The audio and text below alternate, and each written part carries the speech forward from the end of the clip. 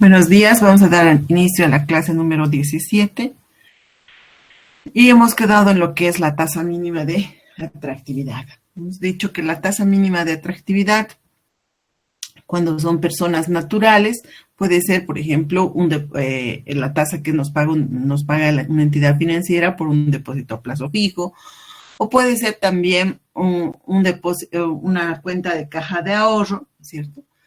Entonces, esas serían nuestras tasas mínimas de atractividad, o sea, lo mínimo que nosotros queremos ganar cuando tenemos una cantidad de dinero X. Pero cuando ya son empresas, tenemos que hablar, en este caso, de la tasa mínima de atractividad, ver el costo de oportunidad, ver cómo qué es lo mínimo que la empresa quiere ganar, ¿no es cierto? Entonces, dentro de la tasa mínima de atractividad, la fórmula que se utiliza para determinar en las empresas es simplemente la prima al riesgo más la tasa de inflación, más la inflación por el riesgo, por el premio al riesgo, ¿no es cierto? Entonces, cuando hablamos de la tasa mínima de atractividad, cuando hablamos del premio al riesgo, tenemos que considerar estos aspectos que son, por ejemplo, la rentabilidad promedio del sector, la inflación promedio, la tasa libre de riesgo, la tasa pasiva bancaria, la tasa activa bancaria y la tasa fiscal para determinar nuestra tasa mínima de atractividad. Si vamos a hablar de la rentabilidad del sector, vamos a decir, cuando nosotros estamos hablando del sector, ¿a qué nos dedicamos? ¿Qué es lo que vamos a realizar? Entonces, tenemos los datos que nos dan cuál es la rentabilidad del sector, en el sector agropecuario, dependiendo en qué tipo de empresa estemos trabajando. Son datos que vamos a obtener necesariamente de toda la actividad económica que hacen en nuestro país, porque nos interesa, la inversión se va a realizar en nuestro país y por lo tanto vamos a ver los datos que presenta el sector donde nosotros vamos a trabajar. El sector agropecuario, puede ser el sector comercial, el de construcción. Entonces, ¿cuánto es la rentabilidad mínima que presenta? ¿Cuál es su crecimiento? ¿Cuál es la actividad económica? Son datos que se tienen necesariamente que obtener del Instituto Nacional de Estadística. Lo mismo para la inflación, ¿cierto? Entonces, en la inflación vamos a trabajar la inflación promedio. Si nosotros queremos elaborar nuestro proyecto en el 2019, 2020, 2021, 2022, los 5 años, entonces 22, 21, 20, 19, 18, 17, esas inflaciones nos interesan, las inflaciones anuales que han sido publicadas por el Instituto Nacional de Estadística. Para sacar la inflación promedio, sumamos las inflaciones de las gestiones, en este caso del 2014 al 2018, y dividimos entre 5, entonces nuestra inflación promedio va a ser del 3.17.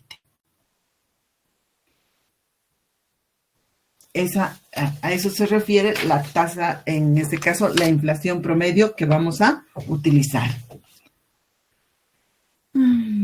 La tasa libre de riesgo. Ay, perdón.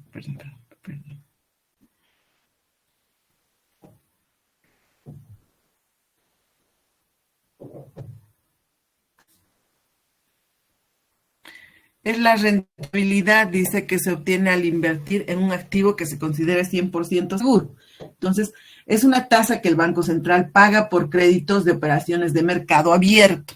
¿A qué se refiere? Que nosotros, o sea, hay una tasa libre de riesgo en nuestro país. Quiere decir que nosotros invertimos en bonos del Estado y los bonos del Estado son los más seguros, los que nos van a devolver, ¿cierto? Pero si nosotros invertimos en Bolivia, ahí tiene un cierto antecedente. Si vamos a invertir en bonos en Alemania, sabemos que su economía es totalmente estable y que nos van a devolver sin hacerse ningún problema, ¿no es cierto? Entonces, a eso se llama la tasa libre de riesgo. La prima de riesgo por préstamos es la tasa de interés que cobran los bancos por los préstamos a clientes de primera línea del sector privado, menos la tasa de interés libre de riesgo de letras del Tesoro, que son los bonos, a los que se emiten o negocian en el mercado de valores público a corto plazo. También vamos a encontrar, entonces, nuestra tasa libre de riesgo, en nuestro país está fluctuando el 7.6% la tasa de riesgo. Luego tenemos la tasa pasiva o tasa pasiva bancaria, también conocida, bueno, no también conocida, sino que nosotros le vamos a decir, esta tasa es la tasa de captación, que quiere decir que es la que nos van a pagar a nosotros cuando llevemos nuestro dinero. Entonces, es la tasa de interés que pagan los intermediarios financieros, las entidades financieras, a los que han hecho sus ahorros. Entonces, tú llevas tu dinero, puedes hacer un depósito a plazo fijo, puedes hacer una caja de ahorro, una cuenta corriente, hacer inversiones SAFI. Entonces, ¿qué estás haciendo? Simplemente todo el dinero que has ahorrado lo estás poniendo a una entidad financiera. ¿Con el objetivo de qué? Con el objetivo, obviamente, de tener interés. La tasa activa bancaria, también conocida, tasa o de colocación bancaria, ¿cierto? Es la tasa de interés que reciben las entidades financieras, o sea, los bancos, de las personas que necesitan dinero. Es decir, aquellos inversionistas, esta es la tasa activa, la que van a pagar los que requieren el dinero. Entonces, estos son los 5 factores que habíamos visto para calcular el premio al riesgo.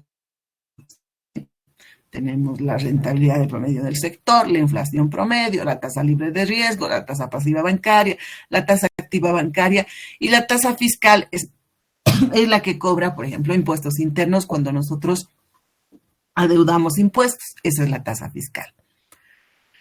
Entonces, son datos que se pueden obtener, la rentabilidad, la inflación promedio, la tasa pasiva, tasa activa bancaria, son datos que se obtienen, la misma tasa fiscal, son datos que se publican en nuestro país o en cualquier país, da lo mismo, ¿no es cierto? Pero si nosotros estamos hablando y vamos a hacer nuestra inversión en este país, nos interesa estas tasas.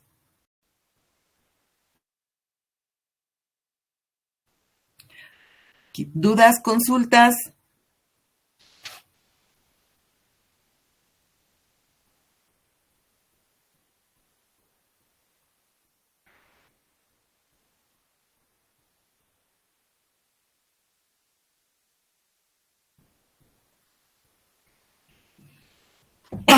Cuando nosotros inversiones, ¿no es cierto? ¿Qué queremos hacer? Invertir. Vamos a hacer una inversión, tenemos $100,000, queremos comprar maquinarias para la empresa o queremos abrir una nueva empresa.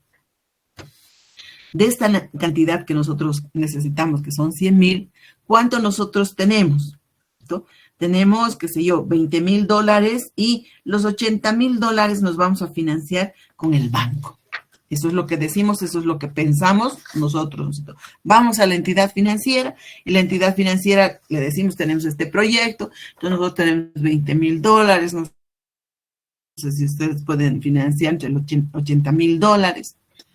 Ellos nos van a decir, es un proyecto nuevo, cuáles son sus garantías de que realmente, o sea, que sea rentable el proyecto, que ustedes tengan liquidez. Entonces, ¿qué nos está pidiendo? La rentabilidad de nuestro proyecto y la liquidez. Entonces, tenemos que presentar un estado de resultados y un balance general mínimamente estimado para que nos puedan prestarnos, o sea, puedan prestar el dinero. Pero la entidad financiera nos dice, la financiación no es del 20-80. Generalmente la financiación es mínimamente 40-60%. Eso quiere decir, usted va a aportar 60% y el banco le va a prestar 40%. Mejor si usted aporta del 70-30, ¿cierto? O al revés, ustedes aportan el 80% y el banco les presta el 20%. Entonces, el banco quiere correr el menor riesgo posible. Y por lo tanto, ellos tienen que decirnos cuánto es el dinero que nos van a prestar, o sea, qué porcentaje. De los 100,000, entonces estamos diciendo, nos van a decir, ustedes aportan $40,000 y nosotros, perdón, $60,000 capital propio, los socios de la empresa, el dueño de la empresa, tiene que hacer una inversión de $60,000 y nosotros les vamos a prestar los $40,000. Las otras mezclas son óptimas, hemos dicho, eso quiere decir, si el banco nos presta 30,000, mejor para ellos, si nos presta 20,000 o 10,000, también porque sabe que se va a recuperar el dinero. Entonces, para nosotros calcular el costo de capital, tenemos esta ecuación que dice el porcentaje de la deuda a largo plazo, que es el costo de capital ajeno, más el porcentaje del capital propio por el costo de capital propio. Esta es la ecuación que nos va a ayudar a determinar la tasa mínima de atractividad. Entonces, para calcular el costo de capital propio, que es el 60%, vamos a utilizar estos factores que se tienen que tener en cuenta, que son la rentabilidad del sector, la tasa libre de riesgo, la tasa pasiva bancaria. Eso es para el capital propio. Entonces, la rentabilidad del sector, nos vamos inventando, 9%. La tasa libre de riesgo, 8%. La tasa pasiva bancaria, 6.5%. Dichos son datos que se publican y que los podemos obtener. Entonces, la trema la fórmula va a ser para todas igual. La inflación, el premio al riesgo más la inflación multiplicado por premio al riesgo.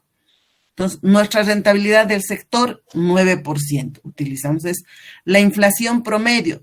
Hemos dicho la de los 5 últimos años, 3.17. Más 9 por 3.17 dividido entre 100 me da 12.45. Lo mismo para la tasa libre de riesgo. 8 más 3.17 multiplicado por 8 por 3.17, 11.42. Tasa pasiva bancaria, lo mismo, 6.5 más 3.17 multiplicado por 6.5 más 3.17 por 100, 9.87. Entonces, sumamos la rentabilidad del sector, la tasa libre de riesgo y la tasa pasiva bancaria y dividimos entre 3. Por lo tanto, el cálculo del costo del capital propio va a ser igual a 11.2517.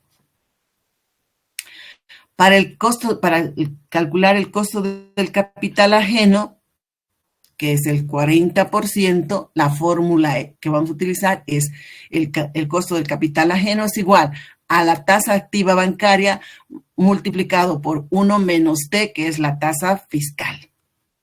Entonces, en la tasa fiscal estamos poniendo del 3.1%, la tasa activa bancaria del 12%, simplemente 0.12 multiplicado por 1 más 0.031, igual 11.6280. Estamos hablando para el capital propio y para el capital ajeno. Ahora vamos a sacar, ¿no es cierto? Utilizando la ecuación, decimos porcentaje de deuda a largo plazo, 40%, multiplicado por el costo del capital ajeno, que era 11.6280, más ¿quién? Más el 60% del capital propio por el costo del capital propio, 11.2517. Esto me da 11.40. Entonces, esta es la que nosotros vamos a utilizar como el riesgo, el 11.40. 11.40 más 3.17 de la inflación multiplicado por 11.40 por 3.17 dividido entre 100, como siempre, esto me da 14.93. Esta es mi tasa mínima de atractividad. Entonces, de esta manera, nosotros hemos determinado la trema utilizando diferentes factores, ¿no es cierto? Que hemos tenido que calcular, utilizando el premio al riesgo, pero es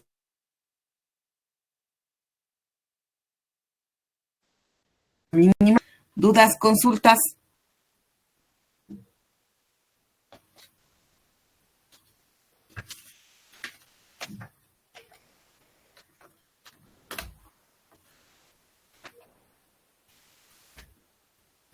Cuando yo trabaje en un proyecto nuevo, tengo que hacer el cálculo, ¿no es cierto?, de mi trema. No puedo decir, en el libro de Vaca Urbina que la tasa mínima de atractividad del sector es del 15%. Así, pero ¿de dónde Corvina?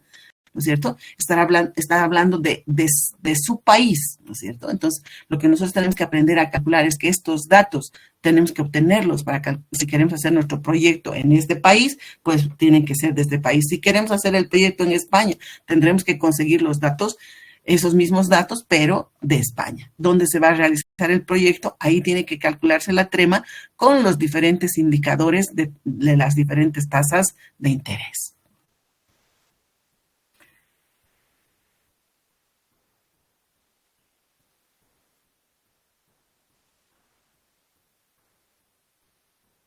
Si no hay dudas, pasamos a la tasa interna de retorno.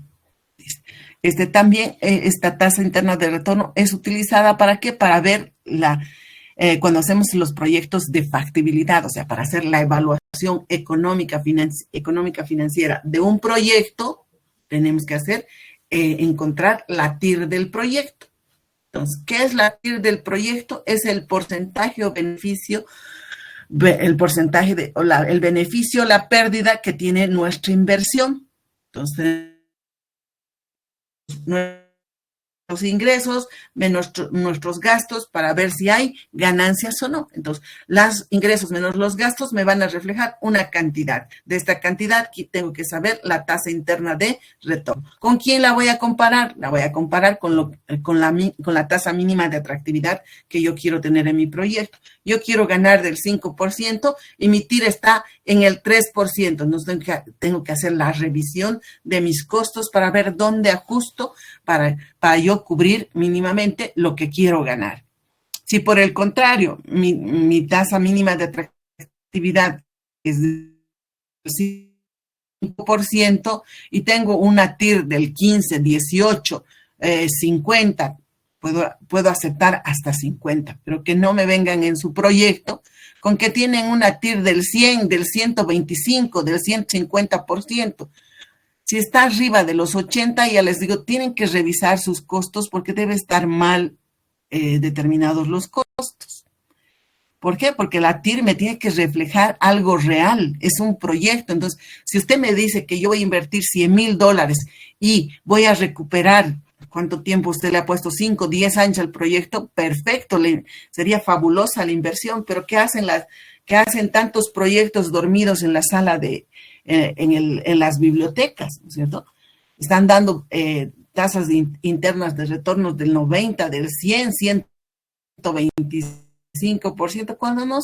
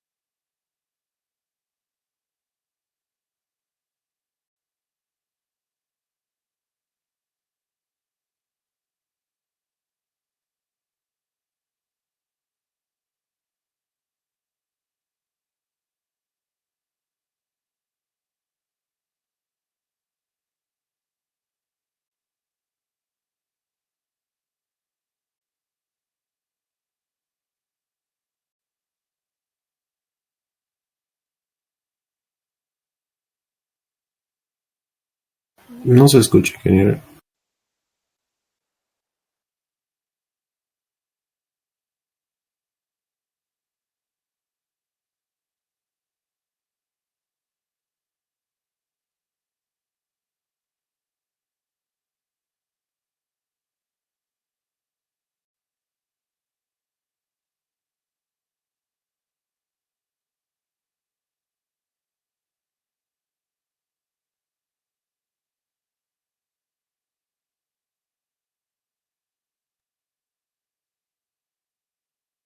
Perdón, estoy sin micrófono.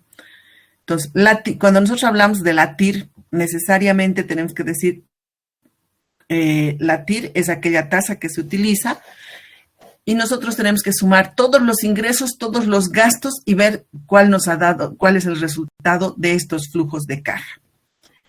Eso nos dice la tasa de retorno. La tasa interna es aquella tasa de interés que hace igual a cero el valor actual de un flujo de efectivo, de un flujo de beneficios netos. Entonces, representa la tasa de interés más alta que un inversionista podría pagar sin perder su dinero. Es una tasa que surge solamente de la relación entre la inversión inicial y los flujos de caja. Pueden ser ingresos como pueden ser gastos. Calculamos de esta manera lo que se llama la TIR.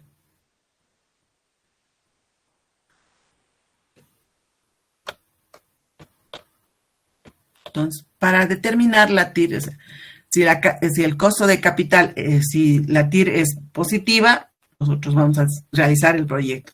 Si la TIR es igual al costo de capital, nos vamos a plantear si vale la pena o no. Si la TIR es menor al costo de capital, el proyecto se va a rechazar automáticamente.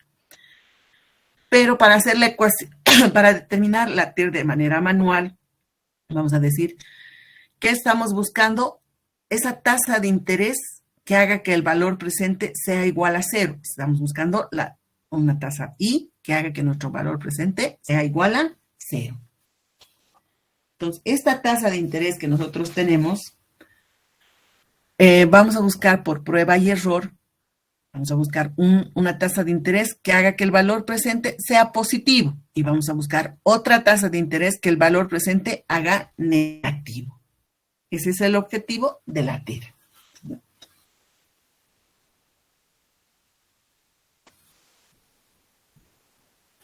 Y a esto les vamos a llamar a la tasa de interés que estamos buscando que haga el valor presente igual a cero, vamos a decir Y es igual a X, este valor presente va a ser igual a Y, y el valor de Y, estamos buscando un valor de Y que sea positivo, le vamos a llamar X1, a este valor presente positivo le vamos a llamar Y sub 1, y a X2, este valor de Y, X2. El valor presente negativo le vamos a llamar Y sub 2.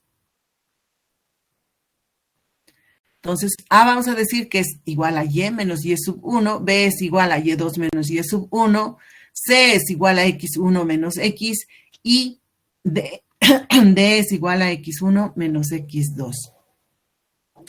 De donde nosotros vamos a despejar de la ecuación A es a B como C es a D, despejamos y decimos C es igual a A sobre B multiplicado por D.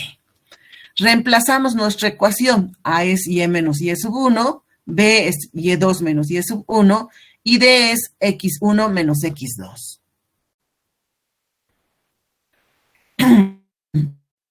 Y utilizamos además esta otra ecuación que dice que C es igual a X1 menos X. Y con esto estas son las dos ecuaciones que se utilizan para determinar la TIR de forma manual, ¿no es cierto?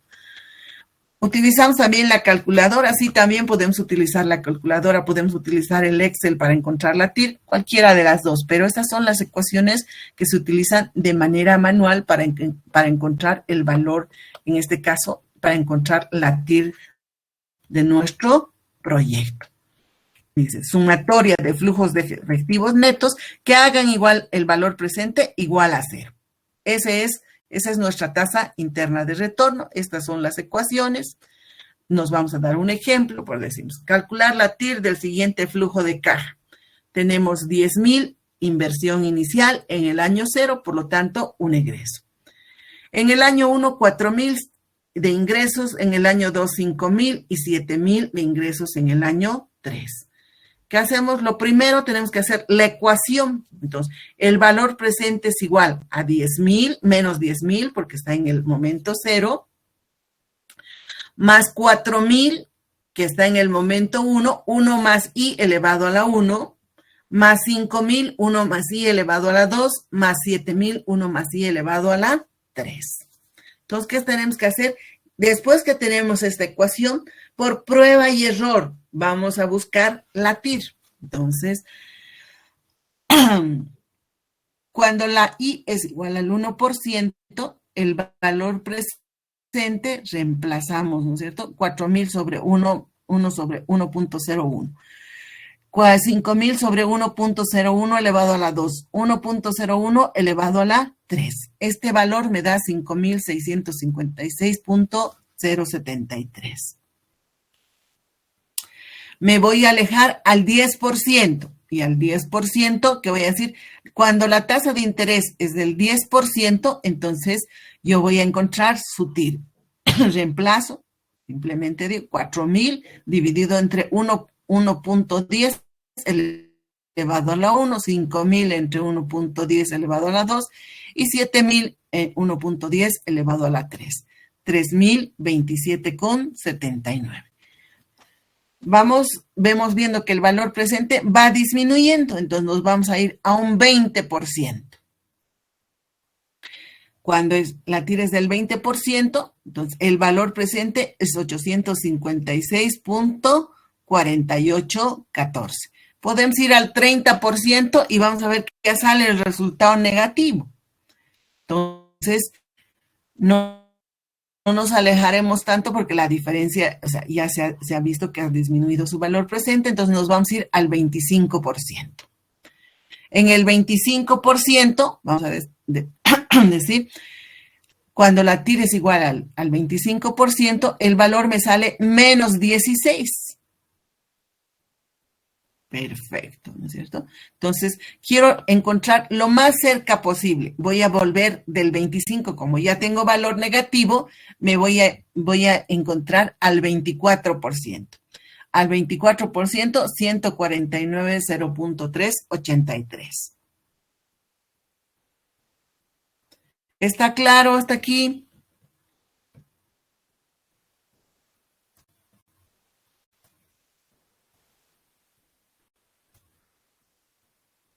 Sí, está claro, Inge. Ok. Entonces, así encontramos de manera manual, ¿no es cierto? Esto es para encontrar de manera manual la TIR. Buscando simplemente por prueba y error, tenemos que encontrar hemos dicho, un valor presente positivo y un valor presente negativo. Al 25, menos 16, al 24, 149. Lo más aproximado posible para que no exista tanto error. Entonces, nuestras ecuaciones que habíamos dicho que íbamos a utilizar era C es igual a Y menos Y sub 1, X1 menos X2, ¿no es cierto? Entonces reemplazamos. ¿Qué estamos buscando? Y es 0, tenemos que encontrar ese valor. Y sub 1, cuando era al 24%, 149. Menos Y sub 2, 16 y Y sub 1, 149,03,83. Multiplicado por 24 menos 25, porque X1 fue al 24% y X2 al 25%. Valor C menos 0.9030, el valor de C. Reemplazamos en la segunda ecuación y tenemos que X es igual a 24.9030. Por lo tanto, podemos decir que esta X para nosotros va a ser la Y que estábamos buscando, que dice, a esta tasa de interés, el valor presente se hace 0. Perdón, disculpas.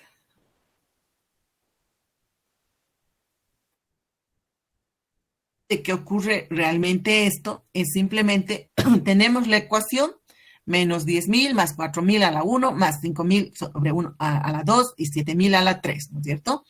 Entonces, reemplazamos y decimos la tasa de interés es del 0.249030 a la 1 y nos sale 0.1832. Habíamos dicho, estamos buscando esa tasa de interés que haga que nuestro valor presente sea igual a 0. Nos falla por los decimales porque estamos redondeando.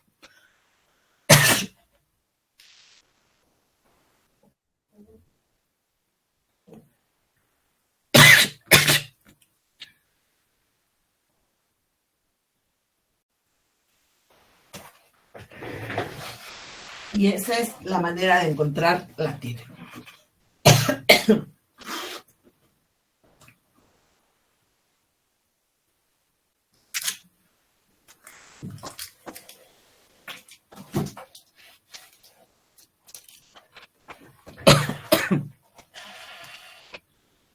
¿Alguna duda o consulta?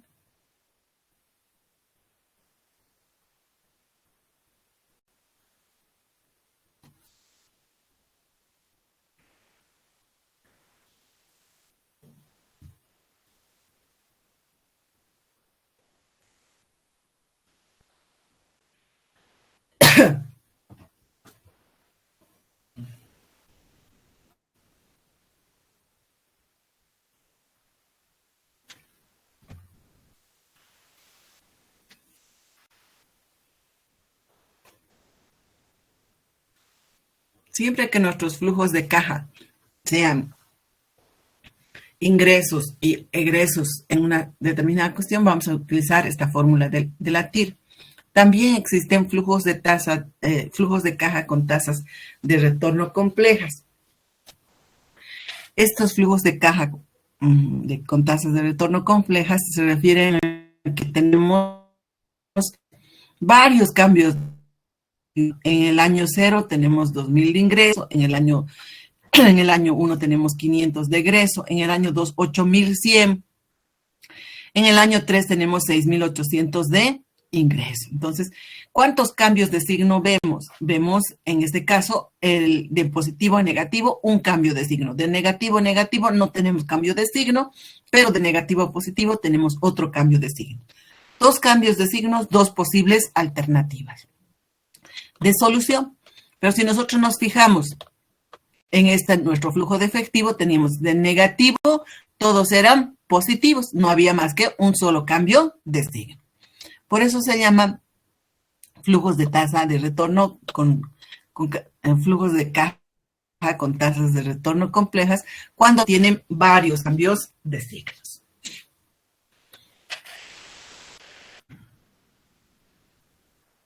Esa es simplemente la demostración de lo que les estoy diciendo.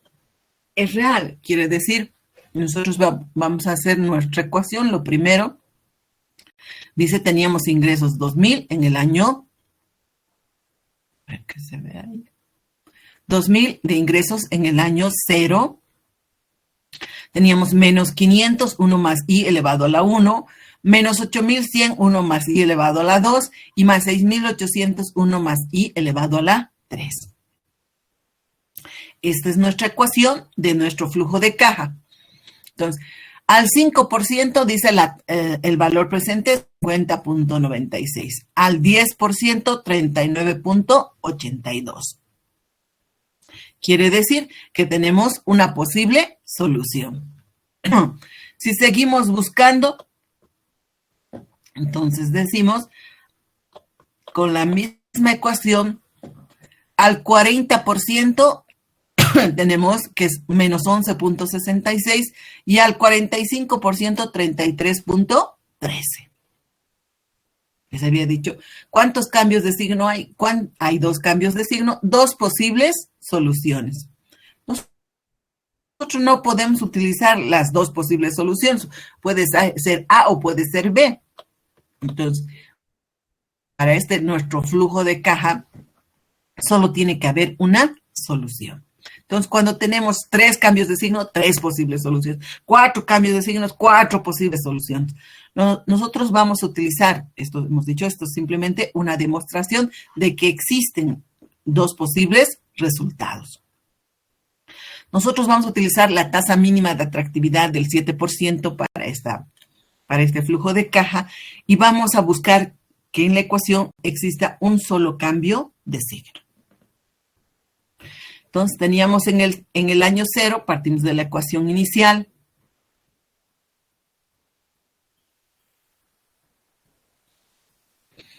Teníamos 2000. Vamos a llevar a este valor presente, vamos a encontrar su valor futuro con la tasa mínima de atractividad.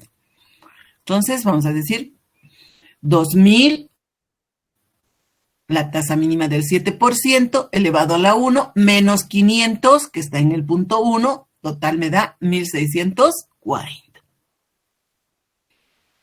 ¿Dónde estamos? En el punto 1. Graficamos 1640 positivo, 8100 negativo, 6800 positivo. Sigue habiendo dos cambios de signo, de positivo a negativo 1 y de negativo a positivo otro. Que hemos dicho, la condición tiene que ser un solo cambio de signo y nosotros tenemos que buscar esa condición. Entonces vamos a llevar esos 1640 que teníamos en el punto 1, lo vamos a llevar al punto 2. ¿Con qué? Con la tasa mínima de atractividad. 1640 es un valor presente, 1 más 0.07 elevado a la 1 menos 8100. Resultado 6345.2 negativo, ¿no es cierto? Graficamos en nuestro flujo de caja. Y decimos, de negativo a positivo, un solo cambio de signo, se cumple la condición que estábamos buscando. 6.345, entonces va a ser punto 2, mi valor. ¿En qué año? En el año 2, más 6.800, 1 más i elevado a la 3, esta va a ser mi nueva ecuación. Con la condición de que simplemente exista un solo cambio de signo, de negativo a positivo. Buscamos el valor, que nosotros vamos a buscar el valor cuando i sea igual al 7%, el valor presente de esta ecuación es igual a 8.6821. Si i es igual al 8%, su valor presente de esta ecuación es menos 41.927. Un valor positivo y un valor negativo, que es la condición.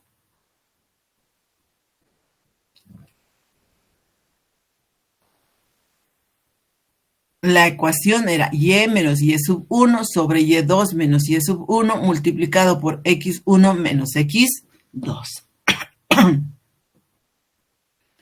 Entonces, tenemos reemplazando que C es igual a 0.1716. Reemplazamos en esta ecuación.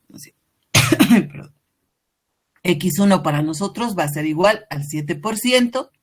Y en este caso, lo que estamos buscando es el valor de X, sabiendo que C es menos 0.17.16. Por lo tanto, dice que X es igual a 7.16 con 17. Si la TIR, hemos dicho, es mayor que la tasa mínima de atractividad, entonces es aconsejable realizar el proyecto. Nuestra TIR nos sale 7.17 y nuestra tasa mínima de atractividad es del 7%. Si por el contrario, nuestra TIR sería del 5.17%, no es aconsejable porque estamos diciendo la TIR es menor que la tasa mínima de atractividad.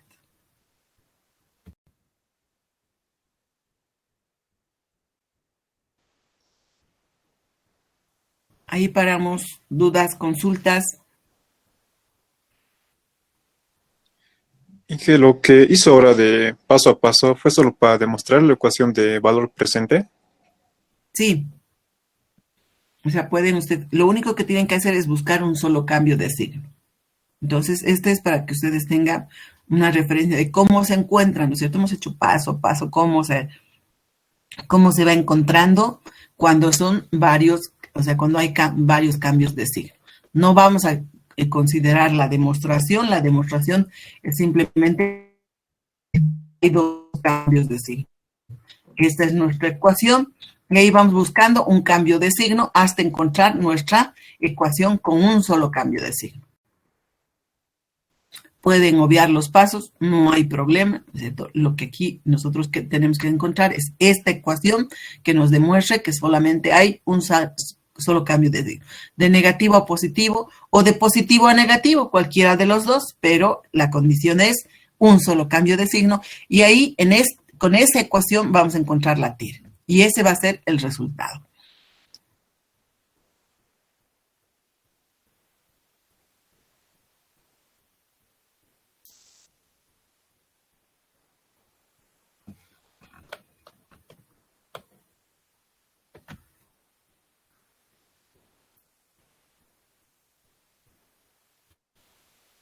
¿Alguna duda o consulta? Entonces, ¿está bien si usamos la ecuación de BP con todos directos o tenemos que hacer siempre paso a paso? No es necesario que hagan paso a paso. Esto es para demostrar. Simplemente la ecuación de que exista un solo cambio de signo no está correcto, ¿no es cierto? Si directamente encontramos el valor presente de la ecuación. Está bien, gracias. Perfecto.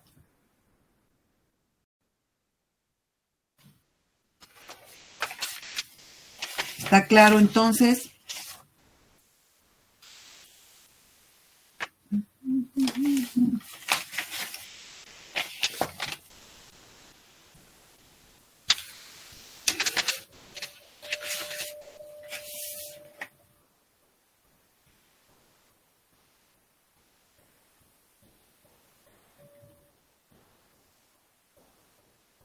Ay, ¿dónde estábamos? Perdón. Entonces, si no hay dudas y consultas, vemos el 3.5, que es simbología de los flujos de caja, que ya hemos visto un poco, ¿no? Siempre en la parte de arriba los ingresos de la empresa. Pueden ser ingresos constantes o pueden ser simplemente un pago único. No importa, pero siempre que sea ingresos. En el año 2, el año 3, el año 4, 5 son ingresos, o sea, constantes. Eso es lo que le hemos llamado como anualidad, valor constante, ¿cierto?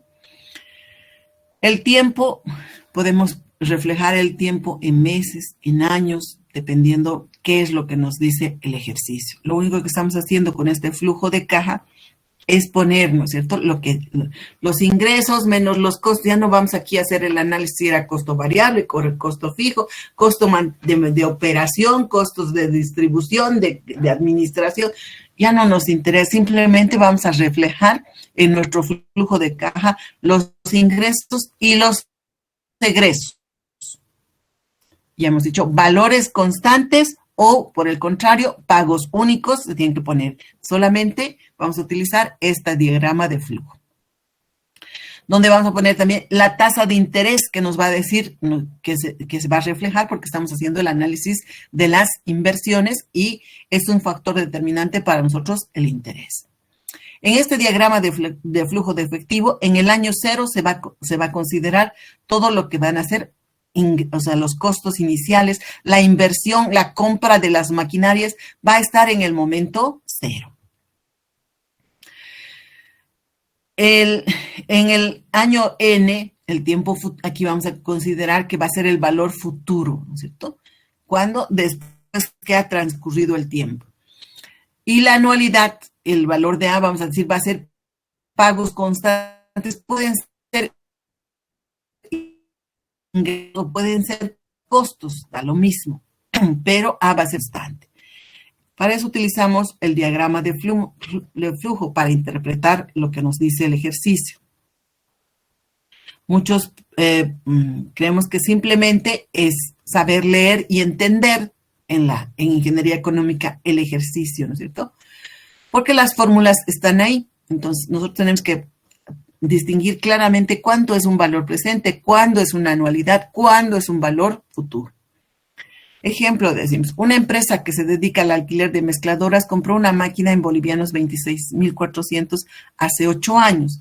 El ingreso anual es de bolivianos 3.080, los gastos de mantenimiento anualmente son de 800 y cada 2 años se incrementan en un 25%. La empresa tiene planes de vender la máquina al final del año siguiente al valor residual, que es el 10% del valor de compra. Entonces, este es el enunciado y nos está diciendo que todo esto que nosotros estamos leyendo se lleve a nuestro flujo de caja y hagamos la simbología y utilicemos. Dicho, los ingresos de bolivianos 3.080, perfecto, todos los años. Los egresos, los gastos de mantenimiento anual son de bolivianos 800, dice entonces, cada 2 años. Pero nos dice que hemos comprado hace 8 años atrás. Entonces, este es el pasado, ¿no es cierto? No podemos decir, este es el momento cero y aquí va a ser, y de aquí para adelante van a ser los 8 años. Sí, nos está diciendo hace 8 años, eso quiere decir que compramos, que ya ha transcurrido la vida útil de la maquinaria. Entonces, en este punto cero que tenemos que decir es, hace 8 años atrás hemos comprado nuestra maquinaria, hemos tenido estos ingresos durante los 8 años, hemos tenido gastos de 800 bolivianos que se han ido incrementando en un 25% cada año hasta cumplir los 8 años. Entonces, transcurrida su vida útil, nosotros vamos a recibir un 15%, un 10% del valor de compra de la maquinaria. ¿Cuánto ha costado la maquinaria? El costo de nuestra maquinaria, 26.400, el 10%, 2.640. Entonces, eso es lo que nos dice. Simplemente hay que tener cuidado en qué, en la lectura que vamos a realizar de los ejercicios, ¿sí? Los enunciados en el libro de Leblanc-Tarquin, por ejemplo, son súper largos y nos cuentan de cómo se compró la máquina, así más o menos. Entonces nosotros tenemos que extraer la información que nosotros necesitamos y poner al flujo de caja para que esté entendible.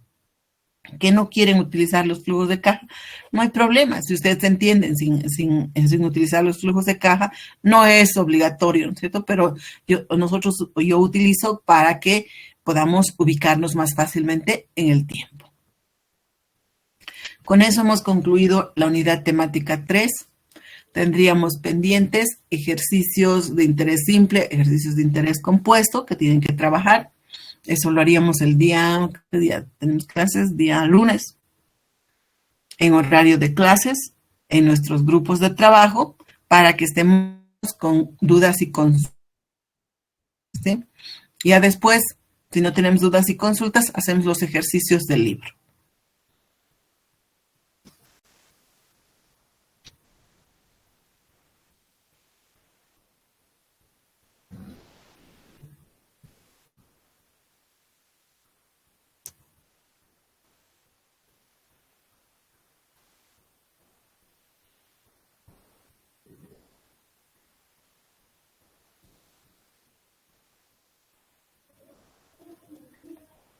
Nos tocaría el tema 4.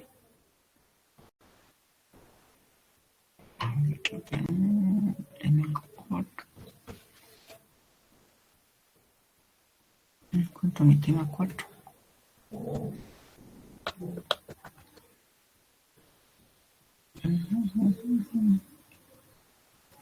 Un minutito que no lo encuentro, mi tema 4 se ha perdido.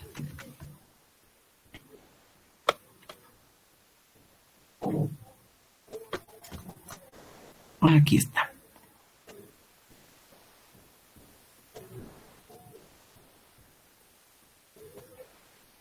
Entonces, el día lunes dejamos los trabajos, tenemos ejercicios pendientes.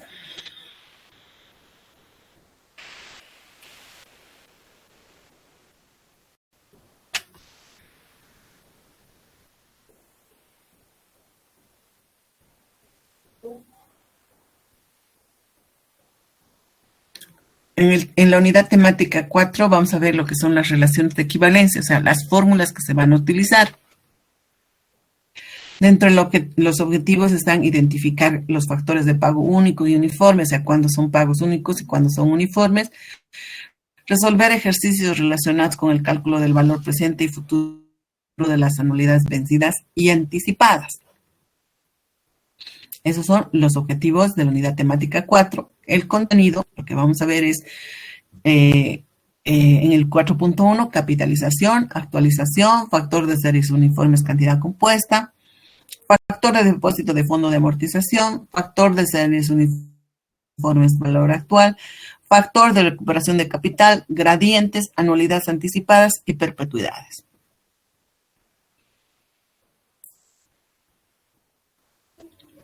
En el 4.1 de capitalización, ya hemos visto, este es el factor de cantidad compuesta de pago único, se llama, que simplemente consiste en la capitalización. O sea, ¿qué quiere decir? Conocido un valor presente, nosotros queremos encontrar su valor futuro a una tasa de interés I y en un periodo de tiempo N.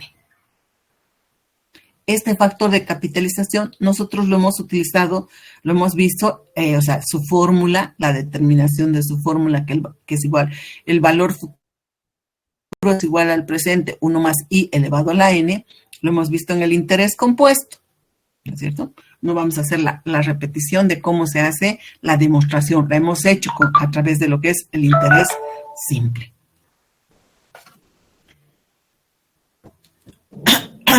Entonces, simplemente este factor se llama 1 más I elevado a la N, factor de cantidad compuesta de pago único.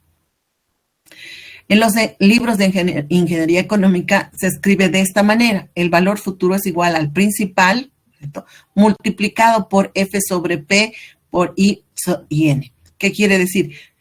Encontrar el valor futuro de un valor conocido, un valor presente, a una tasa de interés I y en un periodo de tiempo N. ¿Por qué utilizamos esta nomenclatura? Porque antes en los libros buscábamos esta relación F sobre P y había una página de una tasa de interés I y teníamos el periodo de tiempo. Entonces nos vamos a ver nuestro librito aquí. Vamos a aumentarle. Y vamos a ir arriba.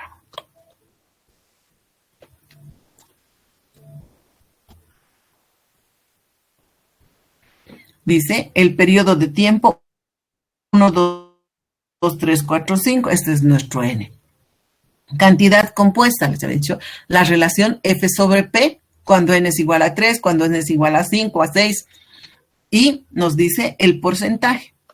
En cada hoja nos mostraba los porcentajes. Esto va a ser al 25%, al 5%, al 10%, al 15%. Y por eso se utilizaba esta nomenclatura que simplemente consiste en eso. Perdón.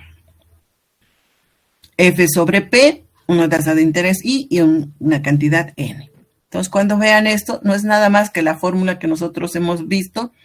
Este es el factor que es factor de cantidad compuesta, 1 más I elevado a la N, que es reemplazado por esta y es solamente una forma de presentación. Lo mismo para el 4.2, que es la actualización. El proceso contrario. ¿Qué quiere decir? Nosotros, conocido un valor futuro, queremos hallar su valor presente a una tasa de interés I y en un periodo de tiempo N. Igual, hemos hecho en el interés simple, hemos dicho que el valor presente es igual al futuro dividido entre 1 más I a la N. El factor de valor presente de pago único es 1 sobre 1 más I elevado a la N. Lo mismo, o sea, el siguiente cuadrito es P sobre F a una tasa de interés I y en un periodo de tiempo N. Entonces, ¿qué estamos haciendo? Simplemente en los ejercicios de ingeniería económica se reemplaza y se tiene esto. Ese es el factor que es el factor de actualización. Ese es nuestro factor, 1 más I elevado a la N, que es reemplazado con la fórmula y presentamos. En nuestro cuadrito hemos dicho valor presente, ahí está nuestro P sobre F en un periodo de tiempo de 23 a una tasa de interés del 25%.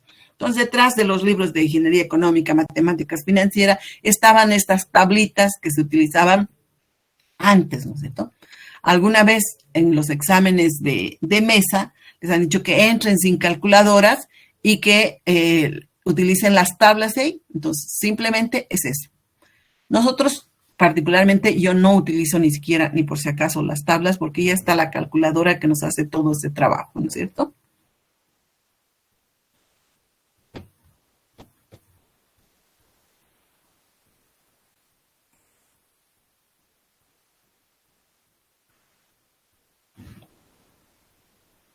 Esos son cuando son pagos únicos, que son lo mismo que hemos visto en el interés compuesto, ¿no es cierto? Las fórmulas de interés compuesto se utilizan tanto para el factor de actualización como para el factor de capitalización. Factor de series uniformes, cantidad compuesta.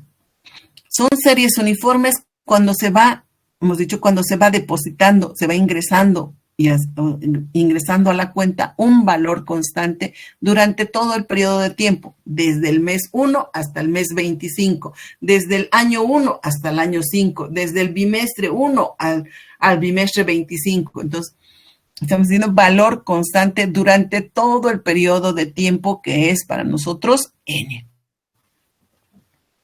Ese es el valor.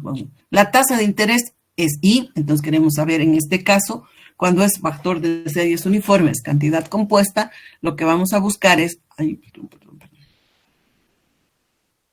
Me olvido, no es que es...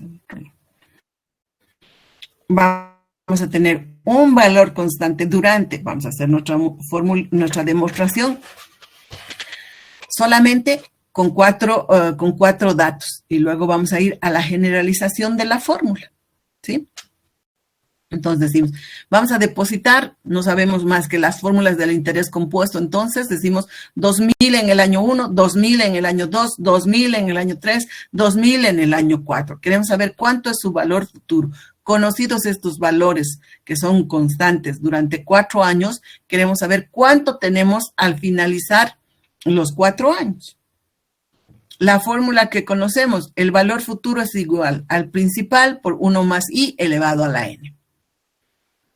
Entonces, para el año 1 decimos 2.000 por 1.07 elevado a la 3. Para el año 2, los 2.000 del año 2 multiplicado por 1.07 elevado a la 2. En el año 3, los 2.000 del año 3 multiplicado por 1.07 elevado a la 1. Y en el año 4, los 2.000 nada más. Por lo tanto, dice que esto es 8.879.8960. ¿Qué estamos haciendo? Sumando todos los valores en el año 4. Los 2.000 del año 1, los 2.000 del año 2, los 2.000 del año 3 y los 2.000 del año 4. Que son diferentes, ¿por qué? Porque estamos diciendo por la tasa de interés. Si no deberíamos decir 2.000, 4.000, 6.000, deberías ver solamente 8.000 bolivianos.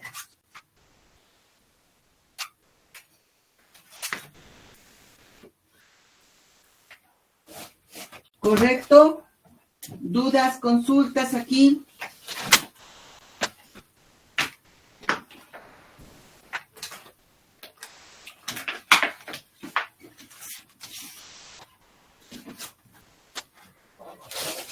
¿Está claro?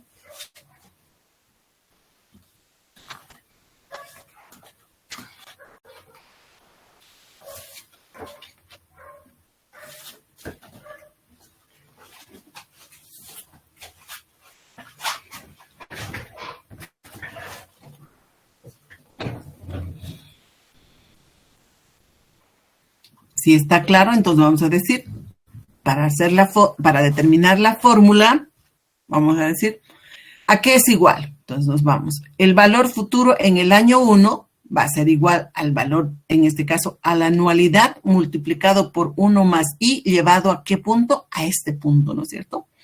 Esta anualidad tenemos que llevarla ¿a dónde? Aquí al punto F.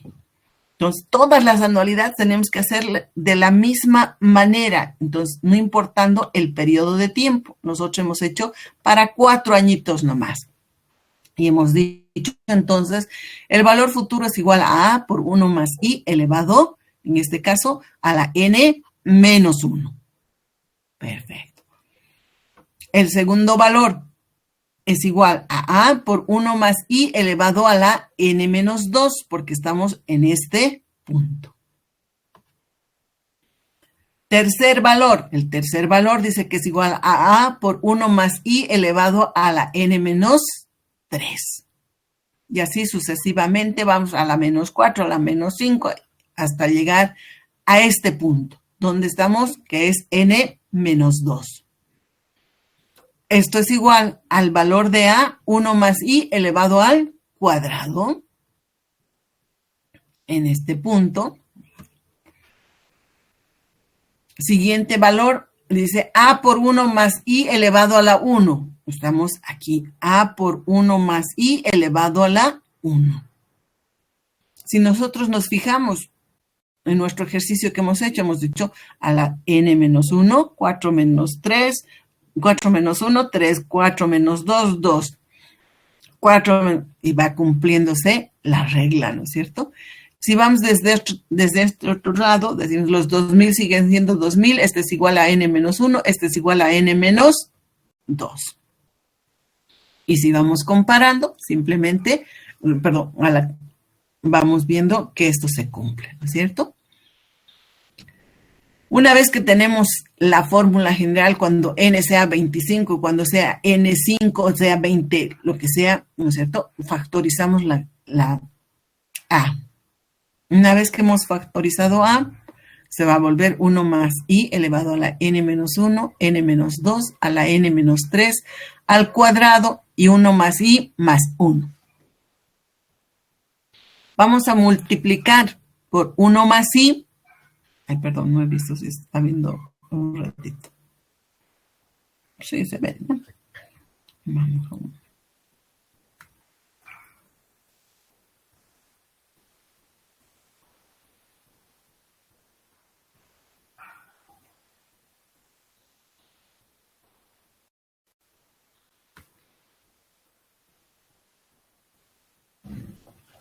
Entonces, habíamos dicho, vamos a multiplicar toda esta ecuación por 1 más i. Entonces, f por 1 más i, f por 1 más i, más a por 1 más i, n menos 1 más 1, entonces a la n.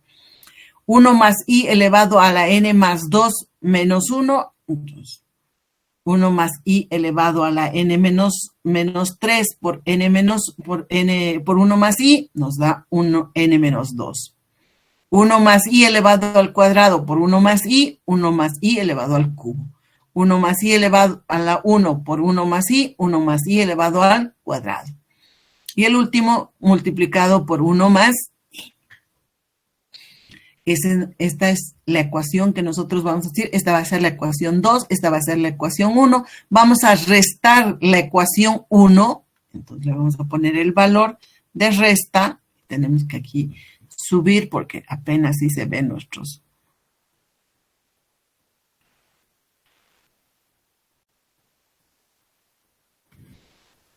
Entonces decimos, restamos la ecuación 1 de la ecuación 2. Simplemente hemos copiado la misma ecuación y le hemos cambiado el negativo adelante y el negativo de a, que me dice que todos van a ser negativos, ¿no es cierto? Simplificamos, o sea, términos comunes se van a simplificar, n-1 con n-1, n-2 con n-2, aquí vamos a decir al cuadrado con el cuadrado, y así se va a ir simplificando, ¿no es cierto? Nuestra ecuación,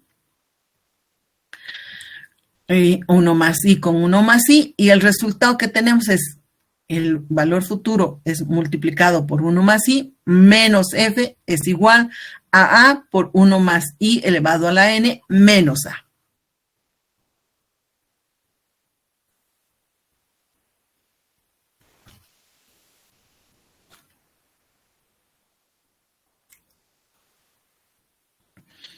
Multiplicamos el f por 1 y por f por i, menos f, de donde se va más F menos F, se van a cancelar. Y decimos A por 1 más I elevado a la N menos 1. Estamos factorizando aquí el factor A. Y el resultado que tenemos va a decir que es F es igual F por I, A multiplicado por 1 más I elevado a la N menos 1. Nosotros queremos encontrar este valor, ¿no es cierto? Esta ecuación. Simplemente, en la ecuación anterior hemos dicho, el I va a ir a dividir y por lo tanto, esta ecuación va a ser el valor futuro es igual a la anualidad multiplicado por 1 más I elevado a la N menos 1 sobre I. Donde este es el factor que se llama factor de capital.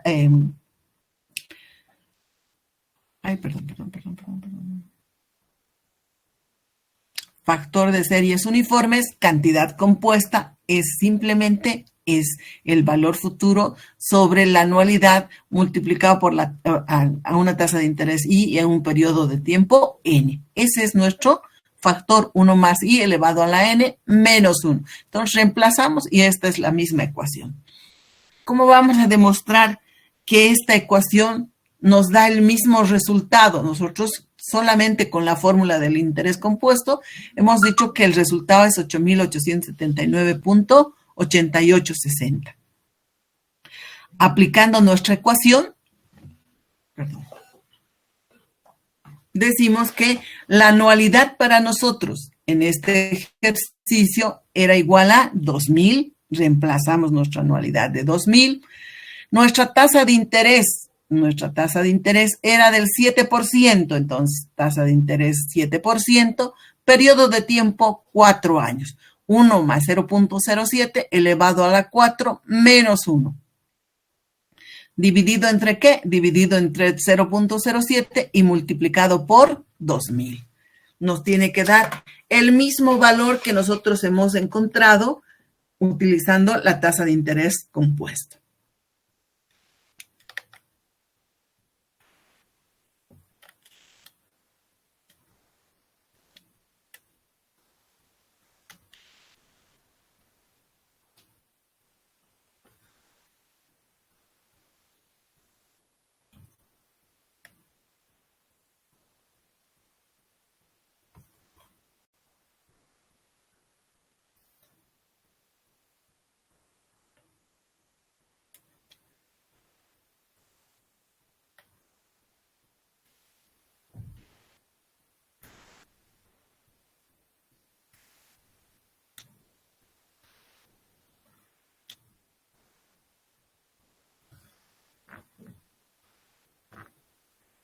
¿Qué dicen? ¿Sale el mismo valor? ¿Sí? ¿No?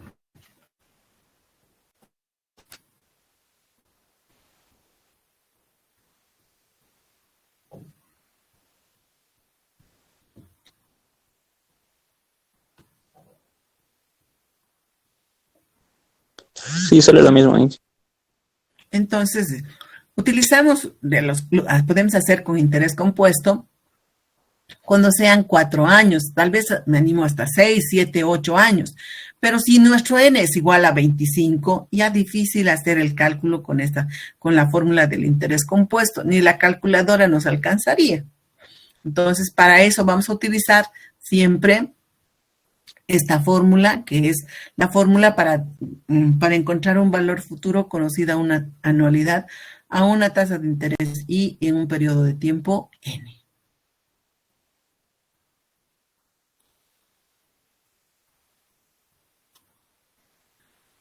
El otro factor que nosotros vamos a hacer, el factor contrario, es 4.4, factor de depósito de fondo de amortización.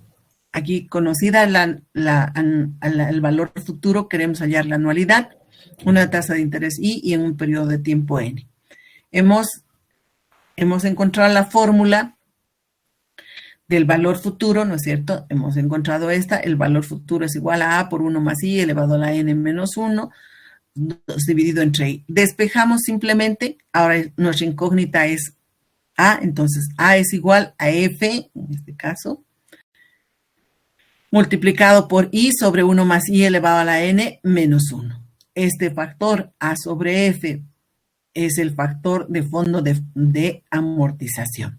Reemplazando, simplemente decimos, este es I sobre 1 más I elevado a n menos 1, es el factor de fondo de amortización. Y es el proceso contrario que estamos diciendo, conocido un valor futuro, hallar su anualidad a una tasa de interés I y en un periodo de tiempo N.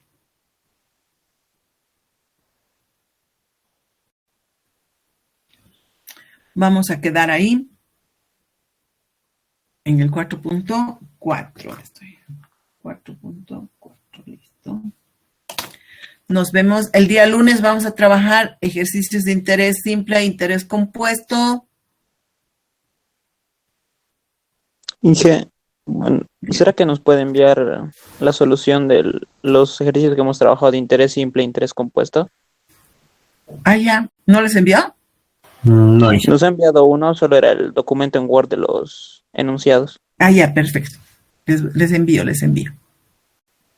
Eso. ¿Algo más que tenga que enviarles?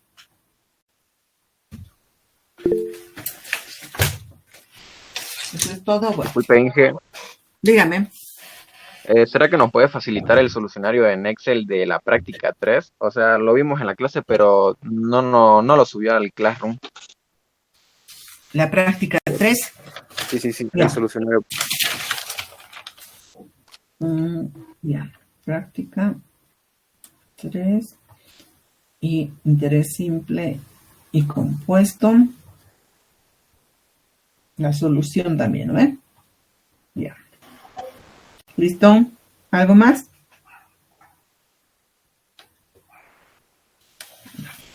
Entonces nos vemos el día lunes. Que tengan un buen fin de semana. Hasta luego, Inge, igualmente. Hasta Hasta luego. luego, Inge. Hasta luego, Inge. Hasta luego.